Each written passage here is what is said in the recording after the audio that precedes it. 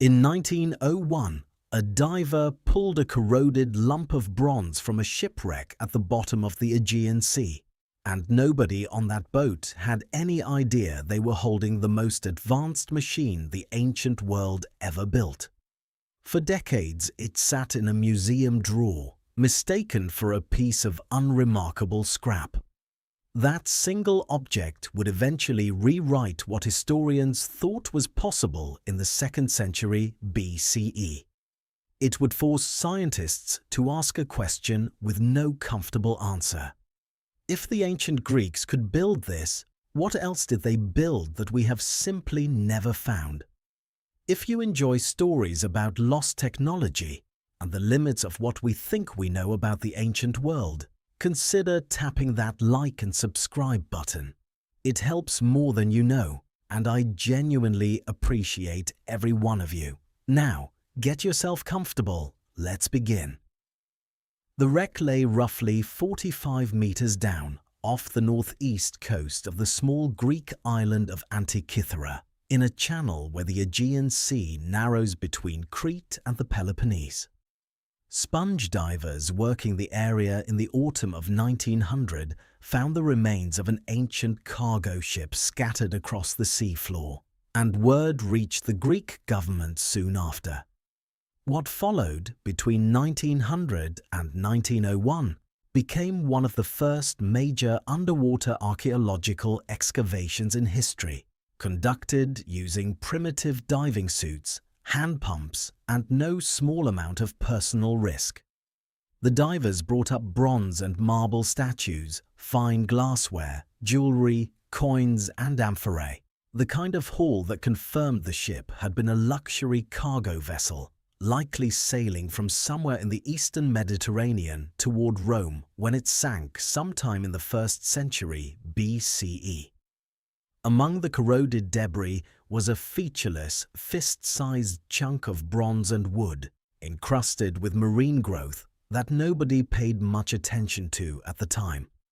It was catalogued, shelved, and largely forgotten in the National Archaeological Museum in Athens.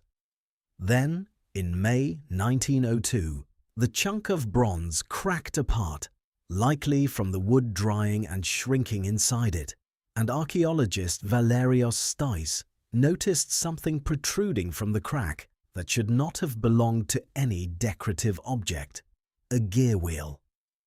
Precisely cut bronze teeth, fitted into a mechanism embedded in rock-hard marine concretion that had spent roughly 2,000 years on the floor of the sea.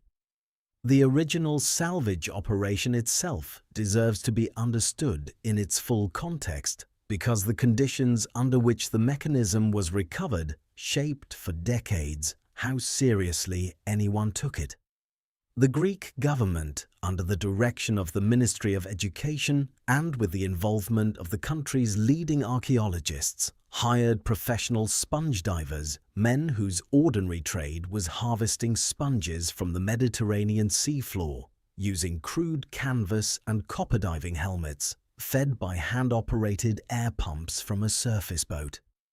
These were not archaeologists. They were laborers performing one of the most dangerous jobs in the Mediterranean economy, descending to depths of 45 meters or more in equipment that offered no real protection against decompression sickness, a condition not yet well understood by medicine at the time. At least one diver involved in the Antikythera excavation died during the operation, and several others were permanently injured. A grim reminder that the recovery of this object, now displayed in climate-controlled museum cases and studied with multi-million-dollar imaging equipment, began as physically brutal manual labor performed under conditions that would never be permitted by any modern occupational safety standard. The excavation ran intermittently across nearly 2 years, hampered by storms, equipment failures, and the sheer difficulty of working at that depth for any sustained period. And it produced, alongside the mechanism fragments, one of the richest single collections of Hellenistic era,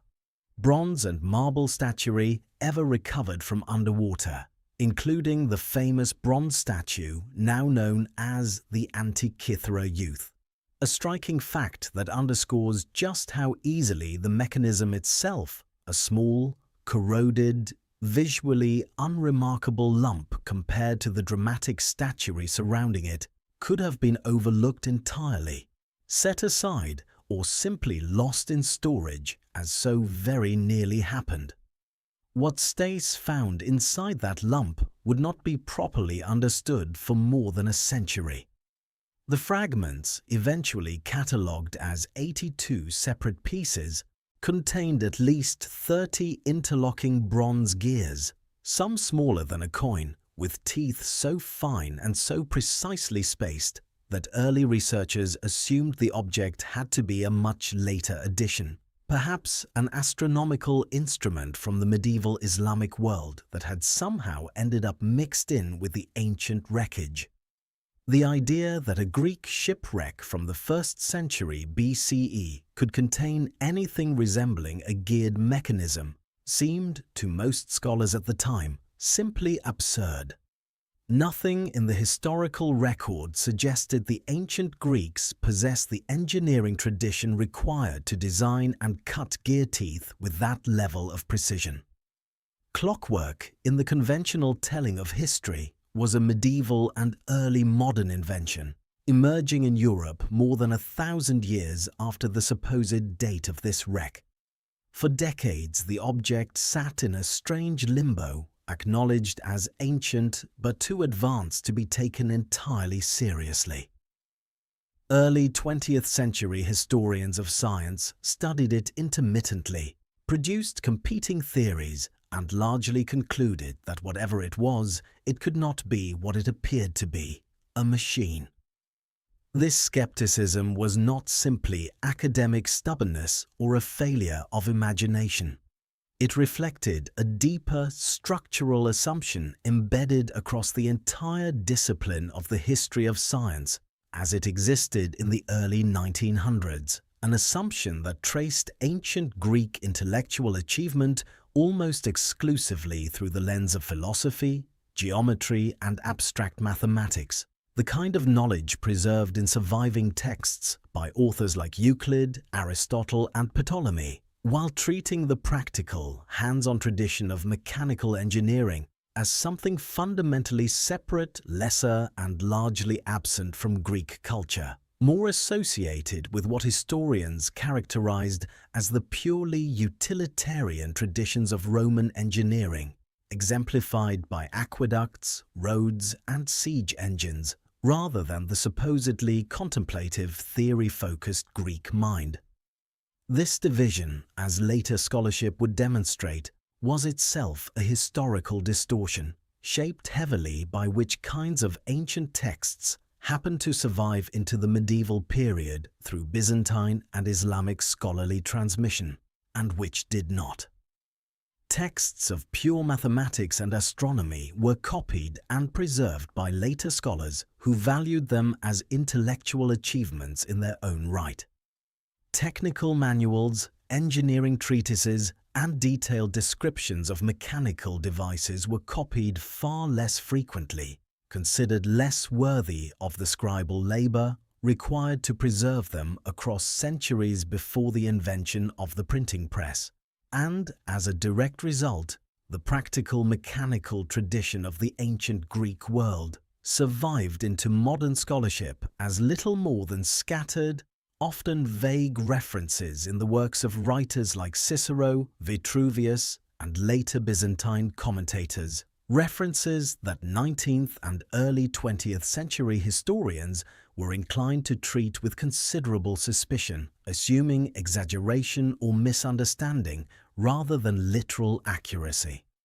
The man who eventually broke that impasse was a British physicist and science historian named Derek de Solla Price, who began studying the fragments in the 1950s and devoted decades of his career to understanding what he eventually called, without exaggeration, the most important surviving relic of ancient Greek science and technology.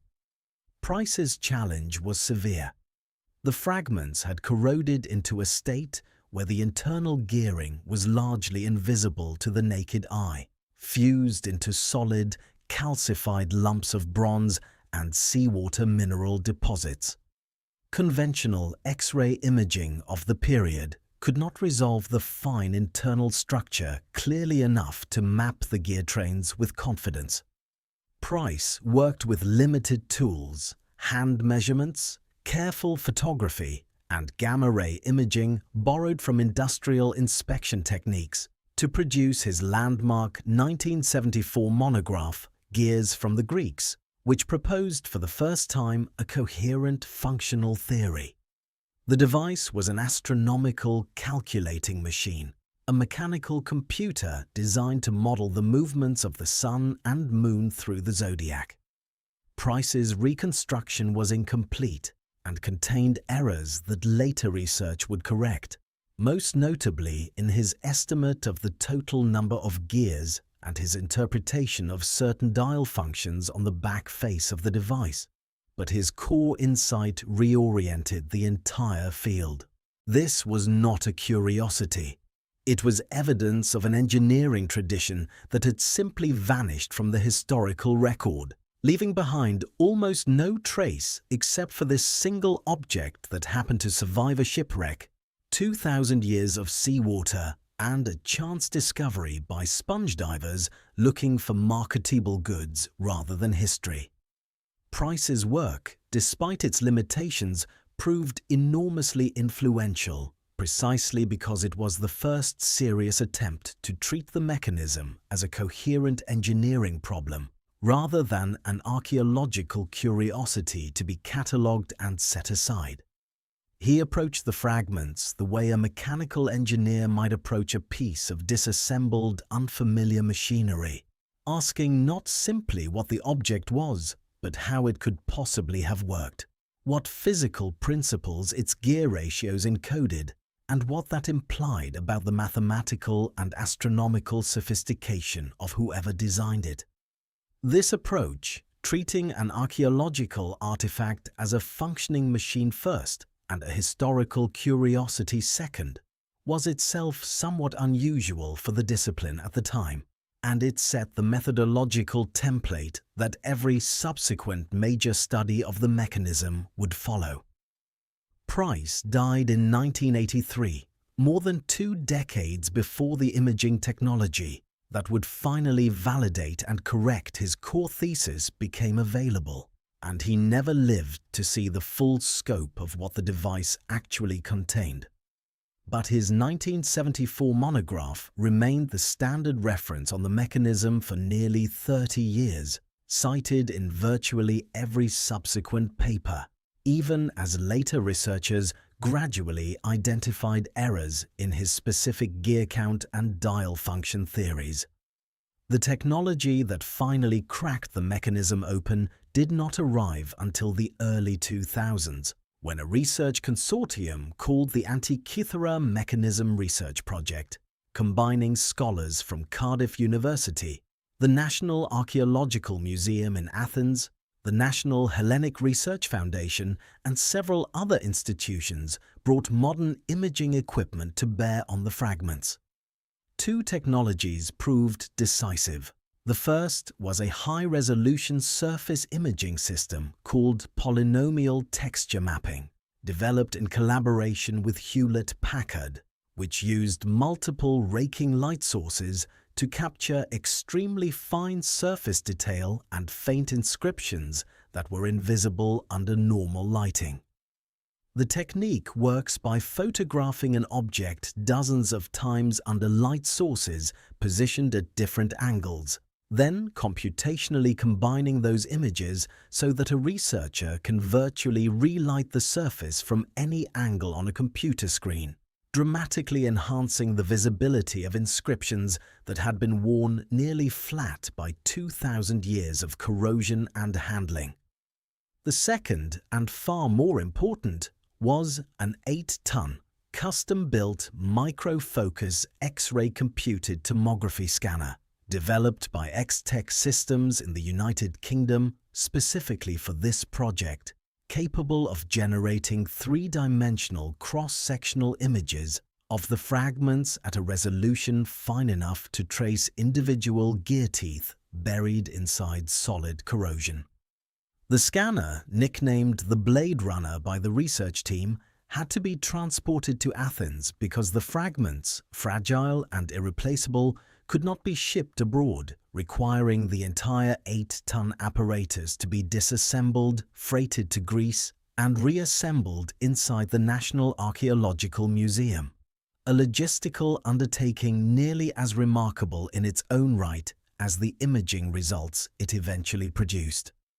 The resulting data, published primarily in a series of papers in the journal Nature, beginning in 2006, transformed the study of the Antikythera Mechanism from informed speculation into something approaching forensic certainty. Researchers could finally read inscriptions that had been hidden for 2 millennia, count gear teeth with confidence, and reconstruct the internal architecture of the device piece by piece, tooth by tooth. The scale of what this imaging revealed becomes clearer when measured against what had been possible before it. Prior to the 2005 and 2006 scanning sessions, researchers had spent decades arguing over basic questions, including precisely how many teeth several of the smaller, more heavily corroded gears actually contained, since visual inspection and even conventional two-dimensional X-ray imaging could not reliably distinguish individual teeth once they had fused. Together with calcified marine deposits and corrosion products built up over 2,000 years underwater, the micro-focus computed tomography scanner resolved this ambiguity by generating thousands of individual cross-sectional slices through each fragment, effectively allowing researchers to digitally peel back layer after layer of corrosion and view the internal gear structure as though the bronze had never corroded at all. This is the technique that finally confirmed, with mathematical certainty rather than informed guesswork, that the main drive wheel contained exactly 223 teeth, a number whose direct correspondence to the 223-month Saros eclipse cycle could not be coincidental, and immediately confirmed the eclipse-predicting function that Price had proposed 3 decades earlier, but had never been able to verify with this level of confidence.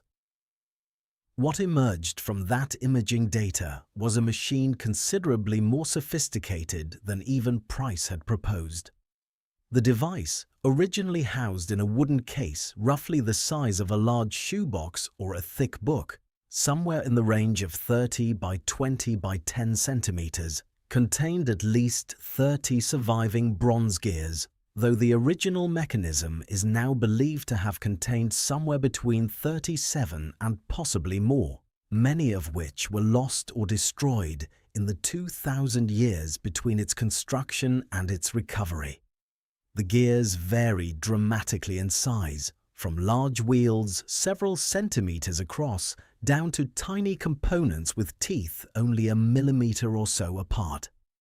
The largest surviving gear, sometimes called the main drive wheel, contains 223 teeth, a number that is not arbitrary. It corresponds to the Saros cycle, an ancient astronomical period of 223 synodic months, roughly 18 years, after which the Sun, Moon, and Earth return to nearly the same relative geometry, making eclipses recur in a predictable pattern. Cutting 223 evenly spaced teeth into a bronze wheel a few centimeters across, by hand with the metalworking tools available in the 2nd century BCE, represents an extraordinary feat of precision manufacturing, one that researchers initially struggled to believe was achievable without the aid of machine tools that supposedly would not exist for another 17 centuries. The mechanism operated through a hand crank, almost certainly located on the side of the wooden case, connected to the main drive wheel.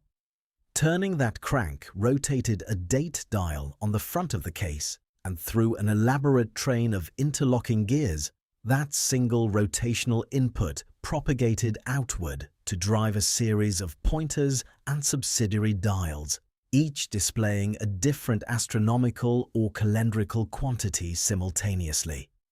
The front face of the device displayed two concentric dials.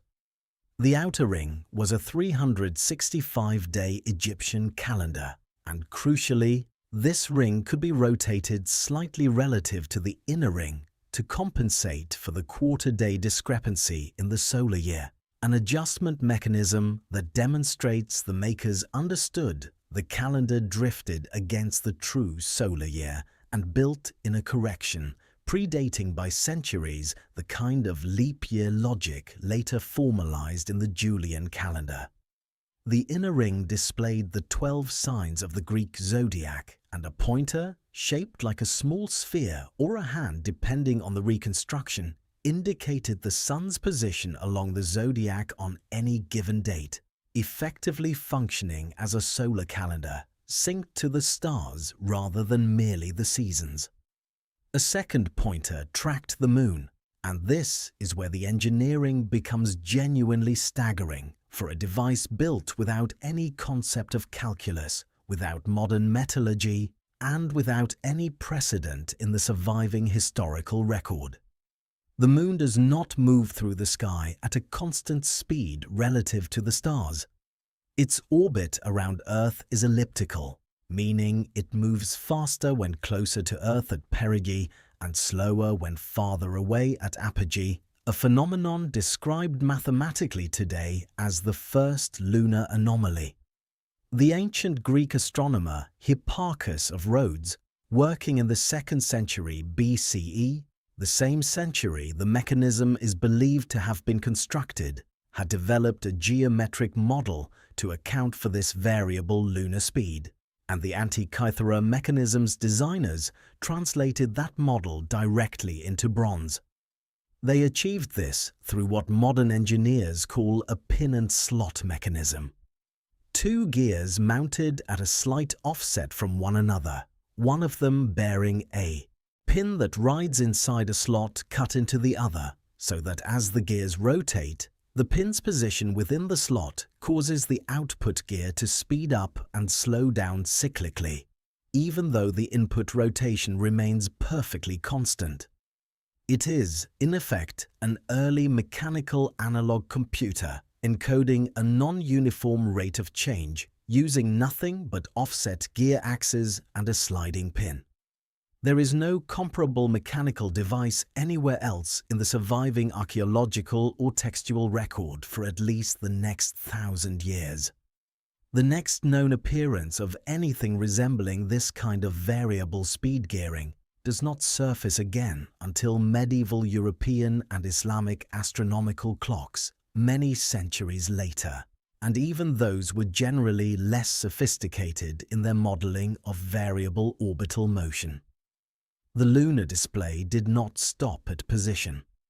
A small secondary sphere, half silvered and half darkened, rotated to show the moon's current phase, mechanically synchronized to the relative angular positions of the sun and moon pointers on the same dial, so that the device essentially calculated and displayed the moon's appearance as seen from Earth at any chosen date, derived purely from gear ratios rather than direct observation. This required the gear train to correctly encode the relationship between the synodic month, the time between successive full moons, roughly 29.5 days, and the solar year, a relationship that does not divide evenly, and that ancient astronomers had only approximated through long-term observational records stretching back centuries, including Babylonian astronomical archives that Greek astronomers inherited and built upon. The back of the device held two large spiral dials, each more complex than anything on the front. The upper spiral dial tracked the 223-month Saros eclipse cycle, spread across 5 turns of a spiral groove, with a small pointer that the user moved along the spiral as the main gear train advanced. allowing the device to indicate not just whether an eclipse might occur in a given month, but characteristics of that eclipse, including markers believed to indicate the hour of day or night the eclipse might be expected, and even some indication of its likely visibility or type. Surrounding the spiral were tiny inscribed glyphs, abbreviated Greek text identified through the high-resolution surface imaging that functioned essentially as a predictive almanac embedded directly into the bronze, flagging specific months within the 223-month cycle where eclipse conditions were calculated to be met. This means the mechanism was not simply showing where the sun and moon were. It was running a predictive eclipse model, generating forecasts for events that, to most people in the ancient Mediterranean world, were considered profoundly significant omens tied to the fates of kings and nations. The lower spiral dial on the back tracked what researchers call the Metonic cycle, a 19-year period equal to 235 synodic months, after which the phases of the moon repeat on the same calendar dates relative to the solar year, a cycle first formalized by the Athenian astronomer Meton in the 5th century BCE and refined by later Greek astronomers, including Callippus, whose 76-year cycle, a refinement of the Metonic cycle correcting a small drift, also appears to be represented through a small subsidiary dial nested within the Metonic spiral. This subsidiary Calippic dial functioned as a calendar of sorts, listing months by name, names that the high-resolution imaging revealed to correspond to a lunisolar calendar associated with the region of Corinth or one of its colonies, possibly Syracuse in Sicily, providing one of the strongest clues to where the device may have actually been constructed, since calendar month names varied significantly between different Greek city-states and regions. A second small subsidiary dial, nested within the saros spiral on the upper back face, tracked what researchers call the exeligmos cycle, a 54-year triple saros period that corrects a small residual error in eclipse timing prediction, refining the saros cycle's accuracy by accounting for the roughly 8-hour offset that accumulates, because 223 synodic months is not an exact whole number of days. This dial used a tiny pointer moving across a small disk displaying only 3 values, essentially a counter that helped the user track which of 3 eclipse cycles within a triple saros period was currently active. The presence of this refinement demonstrates that the device's designers were not merely encoding known astronomical periods. They were encoding corrections to those periods, layering precision modifications onto already sophisticated cyclical models, the kind of iterative scientific refinement that historians typically associate with much later periods of astronomical development. Beyond the astronomical functions, research published in the 2000s, particularly work led by physicist Tony Freeth and the broader Antikythera Mechanism research project, identified evidence suggesting the front dial may also have displayed the positions of the 5 planets known to ancient astronomers: Mercury, Venus, Mars, Jupiter, and Saturn, using epicyclic gearing, a system of gears mounted on other rotating gears, to model the retrograde motion these planets appear to exhibit from Earth's perspective, a feature first systematically explained by ancient Greek astronomers using geometric models that predate the mechanism by roughly a century.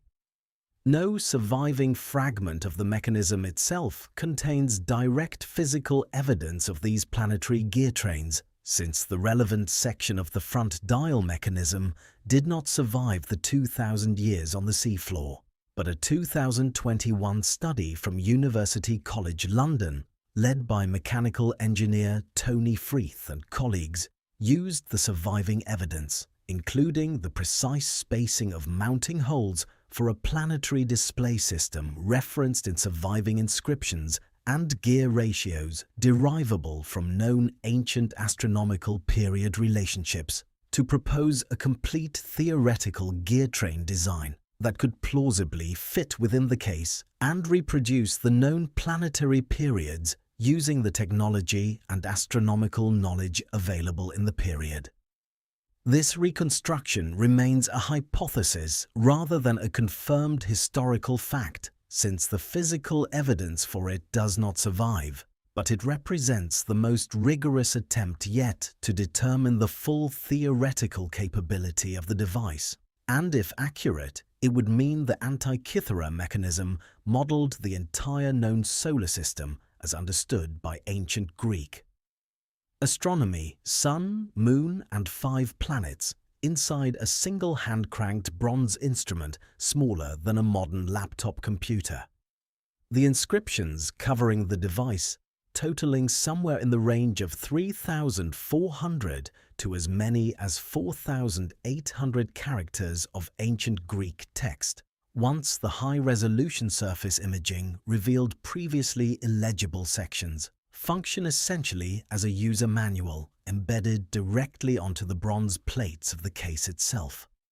These inscriptions describe what each dial shows, label specific astronomical events and zodiac signs, and in some sections appear to describe planetary phenomena and color-coded markers possibly tied to predicted weather patterns or celestial omens associated with specific star risings, a practice with roots in much older Babylonian and Greek astrological and meteorological traditions, including parapegmata, a form of ancient almanac that correlated star risings with weather predictions and seasonal agricultural advice.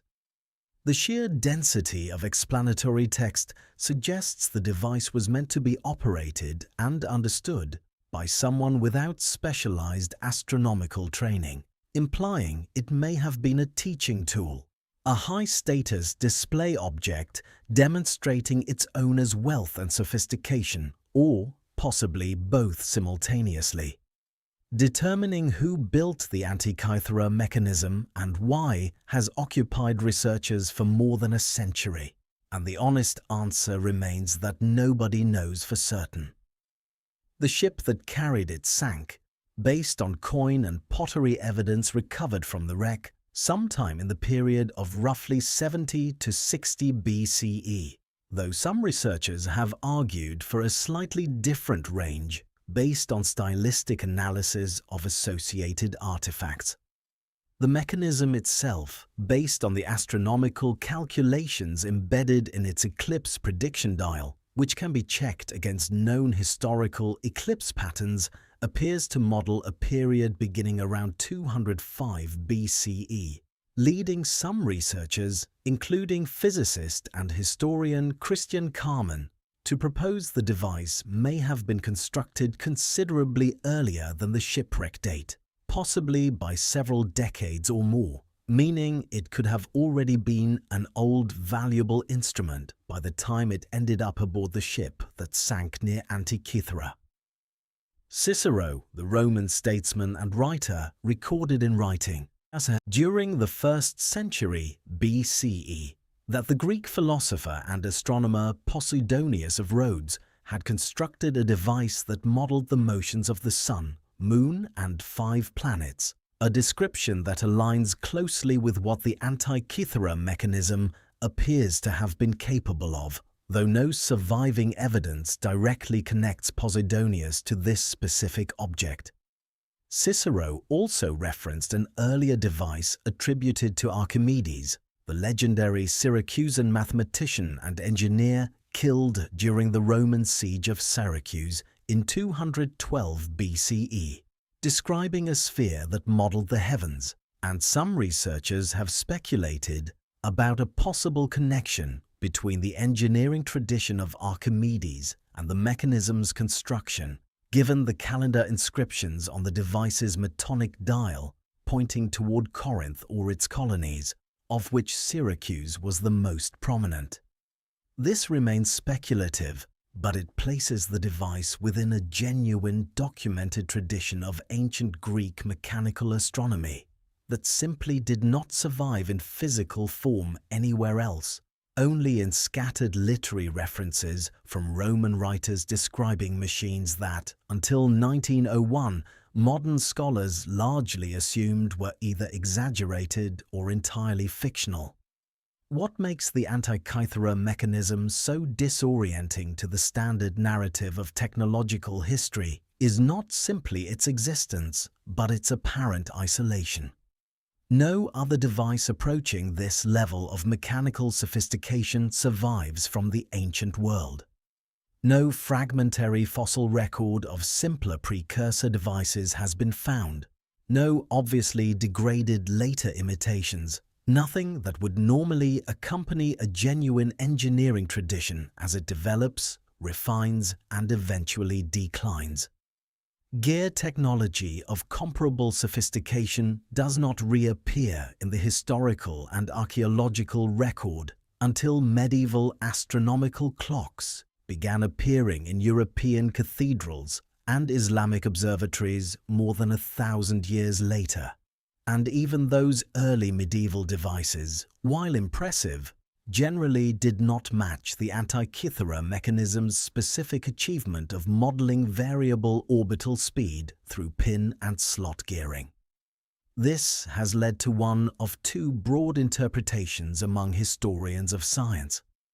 The first holds that the Antikythera mechanism was the product of a real, sustained engineering and astronomical tradition centered in the Greek world, likely connected to the great scientific centers of the Hellenistic period, including Alexandria, Rhodes, and Syracuse, a tradition that simply did not leave behind much physical evidence because bronze was an extremely valuable material in antiquity and was very commonly melted down and reused once an object became obsolete, damaged, or its owner died. Meaning the vast majority of devices like this one were almost certainly destroyed for their metal content over the centuries, and the Antikythera mechanism survived purely by the freak accident of sinking to the bottom of the sea where no one could melt it down.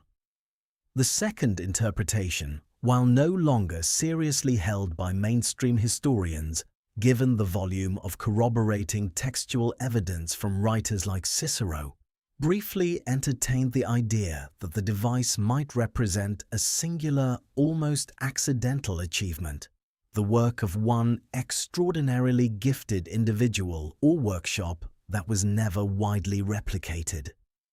The weight of current scholarly evidence, supported by the literary references to Archimedes and Posidonius, and by the clear presence of an underlying mathematical and astronomical tradition with deep roots in both Babylonian observational astronomy and Greek geometric modeling, strongly favors the first interpretation. This was not a fluke. It was the visible tip of an engineering culture that has otherwise been almost entirely erased by time, fire, war, and the simple economic logic of recycling valuable metal. The technical achievement embedded in this single surviving object deserves to be stated plainly, without the comfortable distance of historical abstraction. The Antikythera mechanism required its makers to possess working knowledge of differential gearing, the use of multiple gears in combination to model a relationship between separate variables, a class of mechanical problem that would not be formally and independently rediscovered in Europe until clockmakers began experimenting with complex astronomical clock mechanisms in the 14th century, more than 1,500 years later. It required precision metalworking capable of cutting triangular gear teeth, evenly spaced around a wheel with consistent depth and pitch, using only hand tools, almost certainly including a manually operated dividing plate or similar jig to mark out equal angular spacing, since cutting 223 evenly sized teeth around a wheel only a few centimeters in diameter without some kind of mechanical aid would be exceptionally difficult to achieve with the accuracy the surviving gears demonstrate. It required deep familiarity with multiple overlapping astronomical cycles, the 19-year Metonic cycle, the 76-year Callippic cycle, the 223-month Saros cycle, the 54-year Exeligmos cycle, each independently verified through centuries of patient naked eye observation, likely drawing on far older Babylonian astronomical records that Greek astronomers had access to and incorporated into their own theoretical models.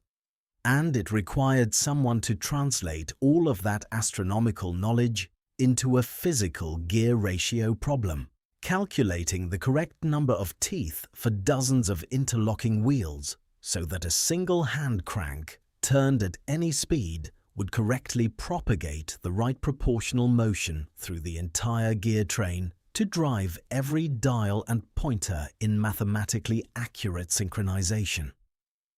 A single miscalculated gear ratio anywhere in that train would throw off every downstream display. The fact that the surviving gears, reconstructed and analyzed through micro-focus computed tomography, demonstrate tooth counts that align with extraordinary precision to the correct astronomical period. Ratios is, by itself, one of the most remarkable pieces of evidence for the sophistication of ancient applied mathematics that has ever been physically recovered. To appreciate exactly how far ahead of its time this manufacturing precision sits, it helps to compare it directly against the documented history of European clockmaking, the field that conventional histories of technology credit with inventing complex geared mechanisms in the first place.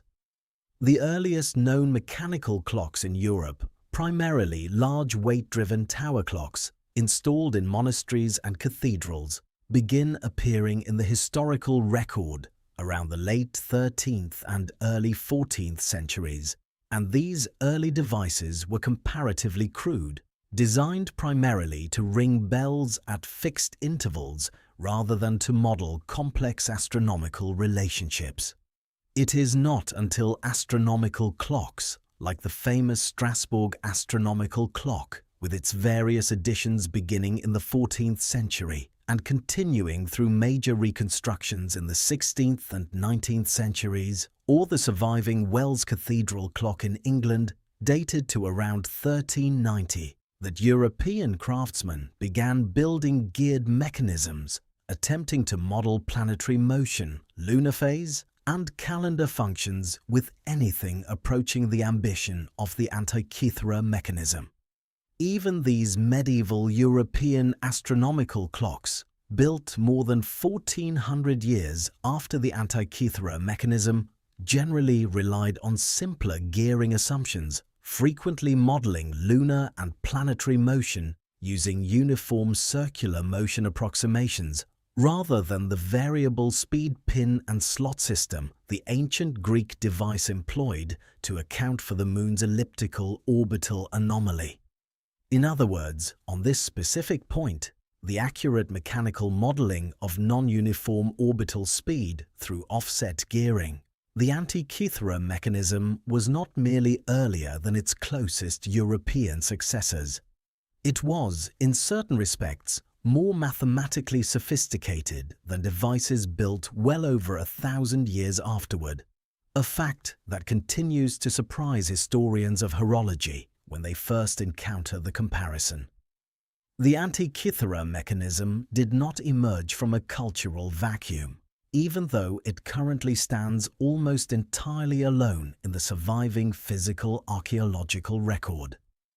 The broader Hellenistic period, stretching roughly from the death of Alexander the Great in 323 BCE through the Roman annexation of the last major Hellenistic kingdoms in the 1st century BCE, the same general era during which the mechanism was built, produced a documented and genuinely remarkable tradition of mechanical invention across the Greek-speaking Eastern Mediterranean. Heron of Alexandria, working somewhat later in the 1st century CE, left behind detailed written treatises describing dozens of mechanical devices, including a rudimentary steam-powered device called the aeolipile, which used steam jets to spin a sphere, automatic temple doors that appeared to open through unseen divine power, but were actually triggered by a hidden fire-heating air that displaced water through a siphon system, coin-operated vending machines that dispensed a fixed measure of holy water in exchange for a coin dropped into a slot, and a wide range of pneumatic and hydraulic devices that demonstrate a genuine, sustained engineering culture experimenting with automation, pressure systems, and mechanical illusion for both practical and theatrical purposes.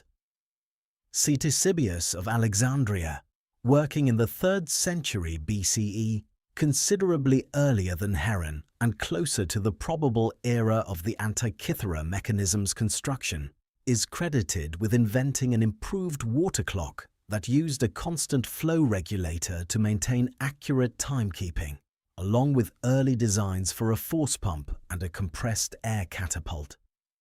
Demonstrating that precision mechanical engineering focused on regulated, continuous motion was already an active area of innovation in the Greek world generations before the mechanism was built. Philo of Byzantium, another contemporary figure working in mechanical engineering during this same general period, documented designs for automated lamps that refilled their own oil reservoirs and self-trimming wicks, further evidence of a broader culture genuinely preoccupied with mechanizing processes that required constant human attention. None of these specific devices survive in physical form today, in the way the Antikythera mechanism does. They survive only because their designs happen to be written down in technical treatises that were, by further good fortune, copied and recopied by scribes across the following centuries, frequently within Byzantine and later Islamic scholarly traditions that placed unusually high value on preserving Greek technical and scientific writing, until those copies eventually made their way into European libraries during and after the Renaissance. This is precisely the asymmetry that makes the Antikythera mechanism so valuable to historians, despite, or perhaps because of, its singular and isolated nature in the physical archaeological record. Written descriptions of ancient mechanical devices, however detailed, leave room for skepticism about scale, function, and practical feasibility. A surviving physical artifact, especially one as internally complex as a multi-geared astronomical computer, removes that ambiguity almost entirely. The mechanism does not merely support the textual claims made by Cicero about Posidonius and Archimedes building devices that modeled the heavens. It provides physical, mechanical, load-bearing proof that such claims, far from being exaggerated antiquarian flattery, almost certainly understated rather than overstated what Hellenistic engineers were actually capable of producing. Considered alongside this broader written record of Heron, Ctesibius, and Philo, the Antikythera mechanism stops looking like an inexplicable anomaly and starts looking like exactly what the historical record, properly read, always suggested it should be. The physical survivor of a vibrant, well-documented, multi-generational tradition of precision mechanical engineering that flourished across the Hellenistic Greek world for roughly 2 to 3 centuries, only to fade into obscurity following the Roman conquest of the Eastern Mediterranean, the gradual decline of major centers of Greek scientific learning, including the Library of Alexandria, and the broader political and economic instabilities that reshaped the ancient Mediterranean world across the centuries that followed. Why did this tradition fade rather than continue developing towards something resembling the mechanical clocks of medieval Europe a few centuries earlier than they eventually appeared? Historians generally point towards several converging factors rather than any single cause. The Roman world, while it eagerly absorbed and admired Greek art, literature, and philosophy, treating it as a marker of sophistication and cultural prestige among the educated elite, generally directed its own engineering talent and resources toward different priorities: monumental architecture, civil infrastructure, including roads and aqueducts, and military technology. Areas where Roman engineering achievement is well documented and genuinely impressive in its own right, rather than toward the kind of small-scale, intricate precision mechanics that produce devices like the Antikythera Mechanism. The economic and political center of gravity in the Mediterranean world shifted decisively toward Rome across the 1st century BCE and the following centuries, drawing talent, patronage, and resources away from the traditional Greek centers, including Alexandria, Rhodes, and Syracuse, where this precision mechanical tradition had originally flourished under the patronage of Hellenistic kings, competing with one another for prestige through support of scientific and technical achievement. Without that specific pattern of royal patronage, a pattern that simply did not exist in the same form under Roman rule, the economic incentive to fund the kind of painstaking, expensive, and impractical mechanical experimentation that produces something like the Antikythera mechanism gradually diminished. Combine that shift with the simple physical fragility of bronze mechanisms prone to corrosion, breakage, and above all, melting down for reuse once damaged or considered obsolete. And the result is a tradition that left behind a rich written record, but almost no surviving physical evidence until one ship, carrying one such device as cargo, happened to sink in exactly the right place to keep that bronze out of the recycling furnace for 2,000 years. That extends well beyond the specific achievement of eclipse prediction or lunar phase modeling. The Antikythera mechanism demonstrates with physical, irrefutable evidence rather than literary description alone that the boundary historians have traditionally drawn between ancient theoretical science and practical mechanical engineering was far less rigid in the Hellenistic Greek world than the conventional narrative of technological history generally assumes. The standard account inherited largely from a tradition of intellectual history that privileged Greek philosophy, mathematics, and astronomy as abstract contemplative pursuits, tends to treat the application of that knowledge into precision mechanical devices as a much later development, something that begins in earnest with medieval clockmaking and accelerates dramatically during the European Renaissance and the Industrial Revolution.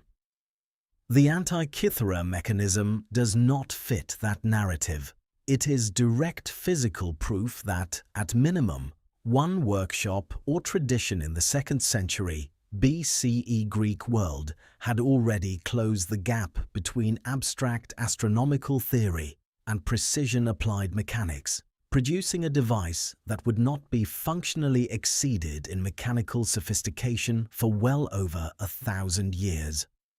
This raises an uncomfortable question that historians of technology have had to sit with since the imaging breakthroughs of the 2000s confirmed the full scope of what the device could do. If this level of engineering existed and was apparently understood well enough to be referenced casually by Roman writers describing it almost as common knowledge among the educated elite, what else existed that simply did not survive?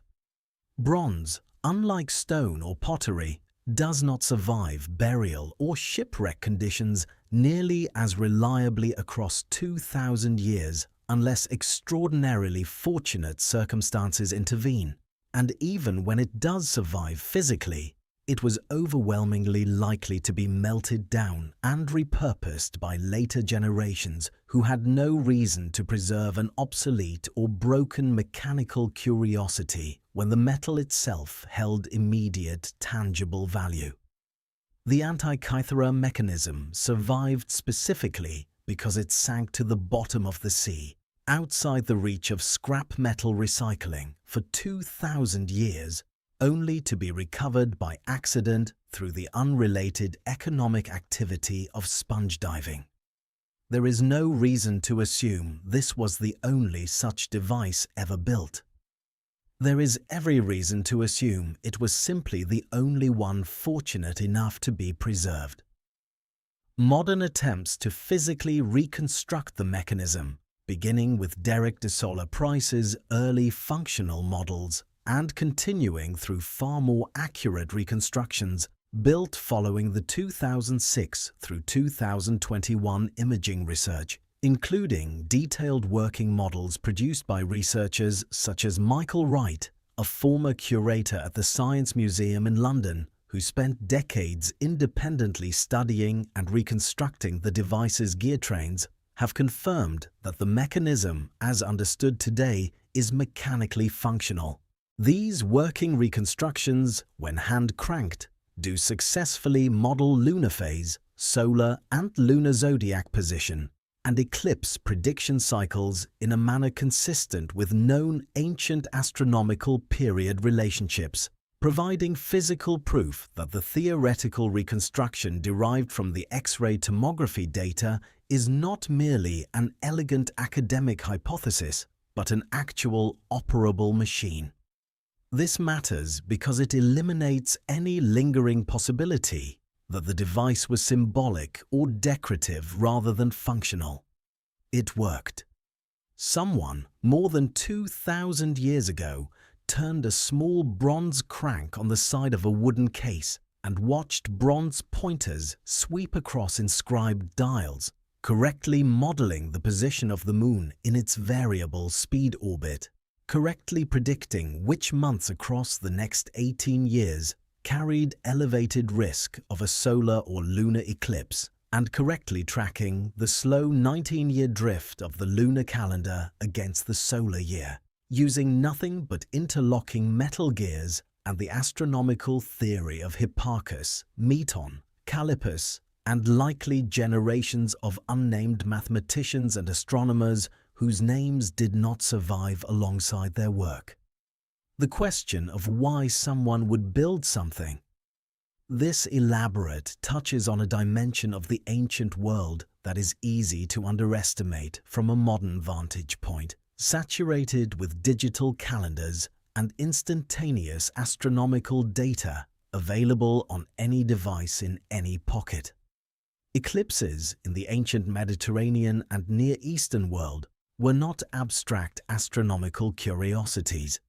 They were widely regarded as deeply significant omens, frequently interpreted as warnings tied to the health or legitimacy of rulers, the outcomes of wars, or broader fortunes of states, a belief system with deep roots in Babylonian astrological tradition that Greek astronomy inherited, adapted, and in many respects attempted to rationalize through increasingly sophisticated predictive mathematics. A device capable of reliably forecasting when eclipses were likely to occur would have held genuine, serious practical and political value, well beyond mere intellectual novelty for anyone advising rulers, planning religious or civic calendars tied to lunar observation, or simply seeking to demonstrate command over knowledge that, to most people at the time, would have appeared to verge on prophetic. Owning, operating, or being associated with such a device would have conferred genuine social and intellectual prestige in the Hellenistic world, a culture that placed enormous cultural value on mathematical and astronomical achievement, exemplified by institutions like the Library and Museum of Alexandria, where scholars, including Eratosthenes, who calculated the circumference of the Earth with remarkable accuracy, using nothing more than shadow measurements and geometry, and Hipparchus, whose lunar theory the mechanism directly encodes, worked within a broader intellectual culture that clearly valued precisely this kind of fusion between abstract mathematical theory and ambitious, tangible demonstration. The story of the mechanism's survival carries its own quiet improbability that deserves to be acknowledged on its own terms. The ship sank in a notoriously dangerous stretch of water, a strait between Crete and the Greek mainland, known even in antiquity for treacherous currents and unpredictable weather, the same general region where another major ancient shipwreck, discovered decades later near the island of Antikythera's broader waters, would later be recovered. The cargo, based on the marble and bronze statuary recovered alongside the mechanism, strongly suggests the vessel was transporting luxury goods, likely looted, purchased, or commissioned Greek artwork being shipped toward Rome, a city in the 1st century BCE, rapidly absorbing the artistic and intellectual treasures of the Greek world it had conquered, and now eagerly consumed as status symbols among its wealthy elite. The mechanism, whatever its precise origin and ownership history before boarding that ship, was apparently considered valuable enough or interesting enough to be transported alongside fine statuary and luxury glassware, suggesting it was being carried as a prized possession rather than as scrap or ballast. It then spent close to 2,000 years resting on the seafloor at a depth of roughly 45 meters, slowly accumulating marine growth and corrosion, the wood of its case rotting away entirely, the bronze gears fusing into solid lumps of calcified concretion that would eventually mislead a Greek archaeologist in 1902 into thinking he was looking at nothing more than an unusually dense and oddly shaped piece of corroded metal, right up until the moment it cracked open in his hands and revealed a gear wheel that had no business existing, according to everything historians of that era believed about the limits of ancient technology. Even today, after more than a century of study and the application of imaging technology that did not exist for most of that century, the Antikythera mechanism is not fully understood. Significant portions of the original device, including, almost certainly, the planetary display mechanism on the front face, did not survive in physical form, leaving researchers to reconstruct entire sections of the gear train through inference, mathematical modeling, and careful extrapolation from surviving inscriptions and mounting points, rather than direct physical evidence.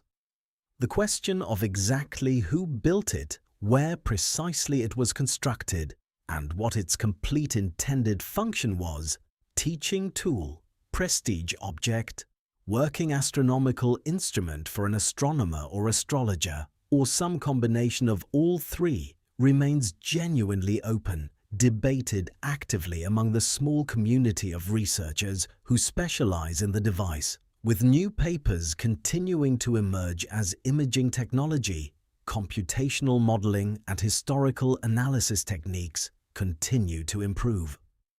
A 2024 study, for instance, applied additional statistical and metrological analysis to the calendar ring's surviving hole spacing, attempting to determine with greater precision exactly how many holes the original 365-day calendar ring contained and refining earlier estimates, demonstrating that even the most basic physical dimensions of this object are still subjects of active scholarly refinement, more than 120 years after its discovery, and more than 2 decades after the major X-ray tomography breakthroughs of the mid-2000s. The Antikythera mechanism occupies a strange and singular position in the history of human technology. neither comfortably fitting the narrative of steady linear technological progress that popular history often prefers, nor representing the kind of total mystery that invites speculation disconnected from evidence. It is, instead, a remarkably well-documented example of something that happens far more often in the history of human knowledge than is generally acknowledged. A genuine, sophisticated achievement, fully understood and valued within its own time and culture, that was nonetheless almost completely lost. Not because the knowledge was flawed or the achievement insignificant, but because of the simple, brutal economics and fragility of physical preservation across the vast spans of time that separate the ancient world from the modern one. Bronze gets melted down, wood rots, papyrus burns or disintegrates. Workshops close, traditions die out as political and economic circumstances shift, knowledge passed down through direct apprenticeship rather than widely copied texts simply stops being transmitted once the chain of teachers and students breaks, whether through war, plague, economic collapse, or simple historical accident. What survives into the archaeological and historical record is overwhelmingly determined not by what was most important or most advanced in any given ancient culture, but by what happened through pure chance to end up in conditions that allowed for physical preservation. Buried in dry desert sand, sealed in an anaerobic bog, or, in this singular and remarkable case, resting on the floor of the sea, beyond the reach of anyone who might otherwise have melted it down for its metal, until a sponge diver looking for something else entirely happened to find it more than 2,000 years later. Standing in front of a reconstruction of the Antikythera Mechanism today, watching a careful replica's bronze pointers sweep smoothly across inscribed dials in response to a single turning crank, it becomes difficult to maintain the comfortable assumption that technological history moves in one direction, steadily upward, each century building reliably on the last. The people who designed this device understood differential gearing.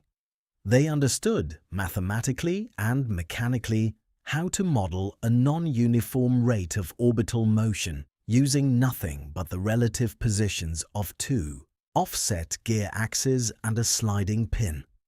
They understood, through centuries of patient observation inherited from civilizations stretching back through Babylon, exactly how to predict the recurrence of eclipses with enough confidence to encode that prediction permanently into bronze. And then, for reasons buried somewhere in the slow accumulation of historical accident, economic pressure, and the simple fragility of physical objects across deep time, that knowledge, or at least its specific physical expression in precision mechanical form, essentially disappeared from the historical and archaeological record for well over 1,000 years. The Antikythera Mechanism does not tell us that the ancient world was secretly more advanced than modern science, in some grand or mystical sense. It tells us something quieter and, in its own way, more unsettling. It tells us that human knowledge is far more fragile, far more easily lost, and far less continuously cumulative than the comfortable story of steady progress generally suggests. It tells us that an entire engineering tradition, sophisticated enough to model the variable speed of the Moon's orbit using nothing but bronze gears and a sliding pin, can exist, flourish, be referenced casually by educated writers as though it were unremarkable, and then vanish almost entirely, leaving behind only the faintest trace, one corroded lump of bronze sitting at the bottom of the sea, waiting nearly 2,000 years for a diver to find it by accident, and waiting more than a century after that for X-ray technology sophisticated enough to finally read what it had been trying to tell us all along.